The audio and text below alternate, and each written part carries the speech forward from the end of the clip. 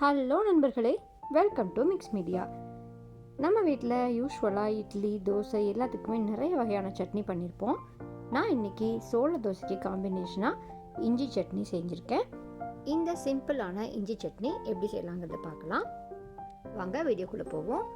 First இந்த சட்னி செய்யறதுக்காக கடாயில் ஆயில் விட்டுட்டு ஆயில் காஞ்சதுக்கப்புறமா நம்மளுடைய சட்னிக்கு தேவையான காரத்துக்கு வரமிளகாய், இஞ்சி, 2 பல்லு பூண்டு ஆட் பண்ணிக்கலாம்.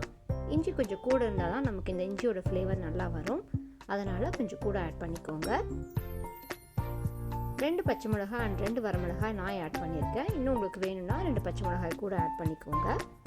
அடுத்ததாக ஒரு கொத்து கருவேப்பிலை ஆட் பண்ணிவிட்டு நல்லா வதக்கி கொடுத்துடலாம்.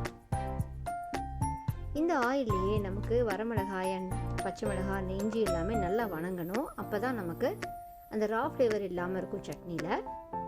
இது எல்லாமே நல்லா வணங்கி வந்ததுக்கு அப்புறமா 2 டொமேட்டோ ஆட் பண்ணிக்கலாம். இந்த குவான்டிட்டிக்கு 2 டொமேட்டோ ஆட் பண்ணால் சரியாக இருக்கும். இந்த தக்காளி நல்லா வணங்கி வந்ததுக்கு அப்புறமா 1 கப் திருகின தேங்காய் ஆட் பண்ணிக்கலாம்.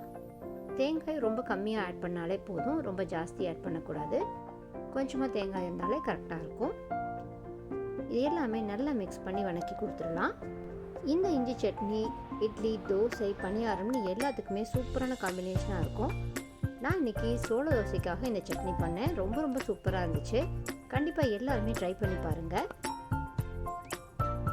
இந்த சட்னியில் நல்ல காரம் அண்ட் புளிப்பு இருக்கும் பொழுது நல்ல ஃப்ளேவர்ஃபுல்லாக இருக்கும். அடுத்ததான் நான் ஒரே ஒரு ஸ்பூன் பொட்டுக்கடலை ஆட் பண்ணியிருக்கேன். இதுவும் ஜாஸ்தி இல்லாமல் 1 ஸ்பூன் ஆட் பண்ணினா சரியாக இருக்கும்.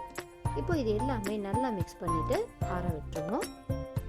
நல்லா ஆறுனதுக்கு அப்புறமா நம்ம மிக்ஸி ஜாரில் ஆட் பண்ணிவிட்டு அரைச்சி எடுத்துடலாம். இதை மிக்ஸி ஜாரில் ஆட் பண்ணதுக்கு அப்புறமா சால்ட்டு தேவையான அளவு ஆட் பண்ணிக்கோங்க. இது கூடயே இன்னும் ஒரு டொமேட்டோ எக்ஸ்ட்ரா ஆட் பண்ணாலும் நல்ல டேஸ்ட் கொடுக்கும். இப்போ நம்மளோட சட்னி ரெடி ஆயாச்சு. நான் இன்னைக்கு சோள தோசைக்கு இந்த சட்னி அரைச்சிருக்கேன். ரொம்ப சூப்பராக இருந்துச்சு. கண்டிப்பாக எல்லாருமே ட்ரை பண்ணி பாருங்கள். இந்த சோள தோசையோட ரெசிபி இன்னும் கூடிய சீக்கிரத்தில் அப்லோட் பண்ணுறேன். இந்த சோள தோசை பார்த்திங்கன்னா நல்ல முறுமுறுன்னு நல்ல ஃப்ளேவரோட சூப்பராக வந்துருந்துச்சு. கண்டிப்பாக எல்லாருமே ட்ரை பண்ணி பாருங்கள்.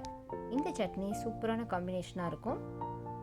இதே மாதிரியான சிம்பிளான ரெசிபிஸ் நம்ம சேனலில் நிறையவே போஸ்ட் பண்ணியிருக்கோம். இன்னும் பலவிதமான சட்னி ரெசிபிஸ் நம்ம சேனலில் போஸ்ட் பண்ணியிருக்கோம்.